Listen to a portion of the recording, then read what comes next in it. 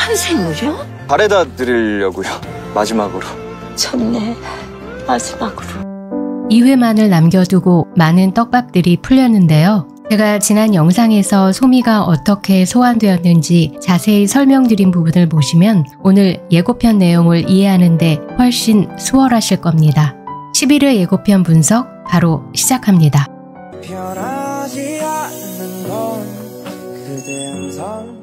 근데 사장님은 아들을 왜 기억 못 하시는 거예요? 네, 소미의 말처럼 해숙은 아들을 기억하지 못합니다. 그래야만 살아갈 수 있었을 테니까요.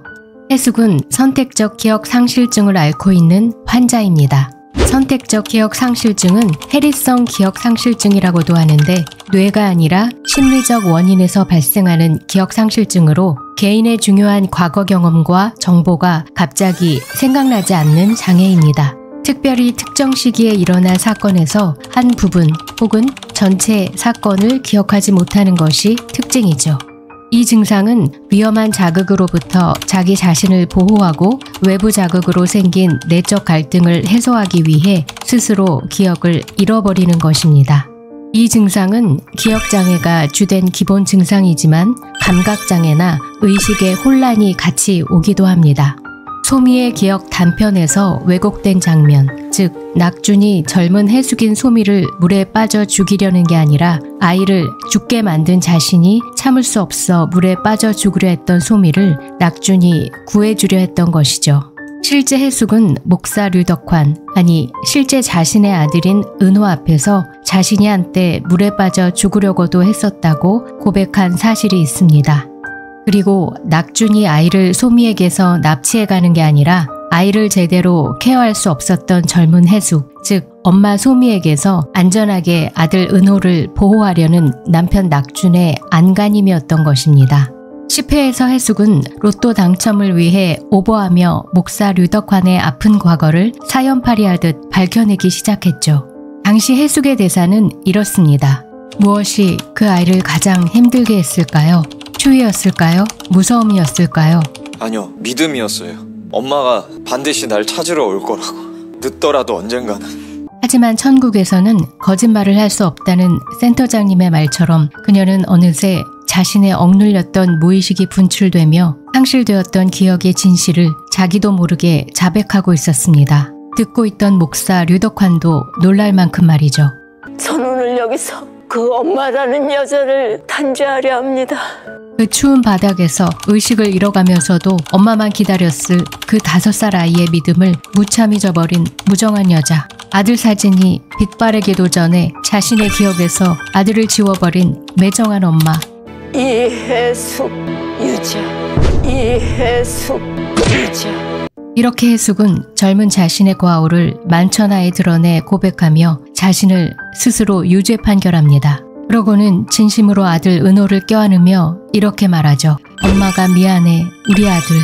시작과 계기는 로또 당첨을 위한 얄팍한 사연팔이를 하려 했던 것이지만 진행의 감에 따라 해숙은 자기도 모르게 진실을 실토하며 평생 가슴에 묻어두었던 자신의 죄를 인정하며 스스로를 단죄하고 죄를 용서해달라고 아들에게 말할 수밖에 없었던 겁니다. 그러니까 해숙은 정말로 자신의 아들 은호를 교회에 버려두었고 그렇게 자신의 아들 은호의 믿음을 무참히 저버렸던 엄마이자 그 죄책감에 죽으려 했으나 죽지 못하고 살기 위해 아들 사진이 빛바래기도 전에 자신의 기억에서 아들을 지워야만 했던 것이죠. 날 사랑하긴 했나요? 대답하면 떠나줄래? 한편 젊은 해숙의 사념체인 소미는 그 영향력이 점점 커져가고 있습니다. 지난 영상에서 말씀드린 대로 소미는 해숙의 염원과 그 간절한 염원을 들어주겠다고 굳게 약속한 낙준의 뜨거운 눈물에 의해 탄생한 사념체입니다. 하지만 처음에는 낙준도 그것을 알아차리지 못했습니다.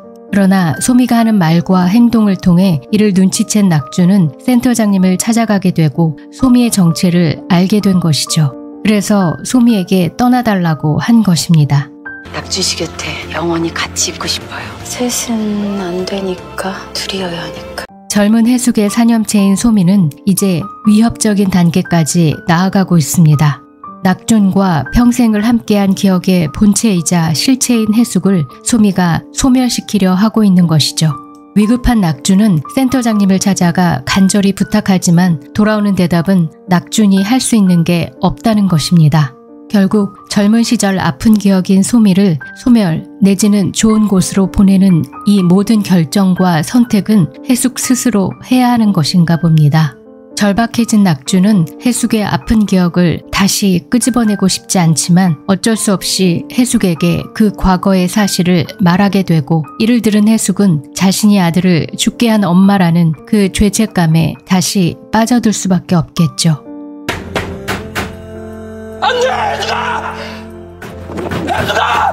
예고편 말미에 보면 어두운 표정의 해숙이 밧줄같이 보이는 큰 끈을 들고 있고 낙준이 안 된다며 절박하게 해숙을 부르며 절규하는 모습이 보이는데요.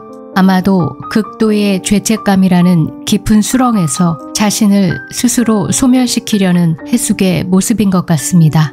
물론 극단적인 상황 직전에 낙준의 사랑과 천국에서의 아들과의 행복했던 추억. 엄마, 남들처럼 평범하게 사는 건 어떨까? 잘 생각했어요. 그리고 다시 환생할 아들을 통해 스스로 소멸하지 않는 결정을 내릴 것 같은데요. 그 모든 삶을 받아들이고 인정하며 자신의 삶 자체를 용서하게 되는 해숙의 모습으로 드라마는 마무리되지 않을까 싶습니다. 드라마 천국보다 아름다운은 버림과 버려짐 그리고 용서라는 주제를 우리에게 큰 울림으로 전달하고 있습니다.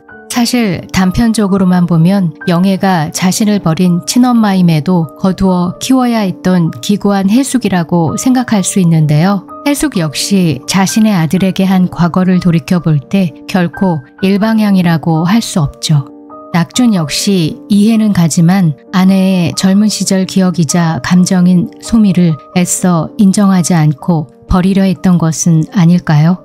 내가 누군지 알고 있는 거죠. 네가 누군지는 중요하지 않아. 드라마 전체적으로 그 비중이 다소 많아 몰입도를 떨어뜨렸던 유기견들의 이야기도 어찌 보면 버림과 버려짐의 큰 주제를 반복적으로 환기시키려 했던 작가의 의도로 보입니다. 물론 그럼에도 소미의 정체를 지나치게 후반부에 밝히는 구성을 선택함으로써 시청자들의 원성을 사기는 했지만 이 드라마는 인생을 살아가는 우리 모두에게 적용되는 중요한 주제와 통찰을 담고 있는 게 사실입니다. 전생이나 현생, 내생의 인연이 모두 연결되어 있다고 전제한다면 특별히 억울할 일도 용서하지 못할 일도 없고 현재의 어떠한만이 전부라는 착각에 빠지지 않을 수도 있겠죠. 여러분은 어떻게 생각하시나요? 자유롭게 댓글 남겨주시고 저는 다음 영상에서 찾아뵙겠습니다. 빠르게 영상을 보고 싶으시다면 구독, 좋아요, 알람 설정 부탁드립니다. 지금까지 샌랩이었습니다.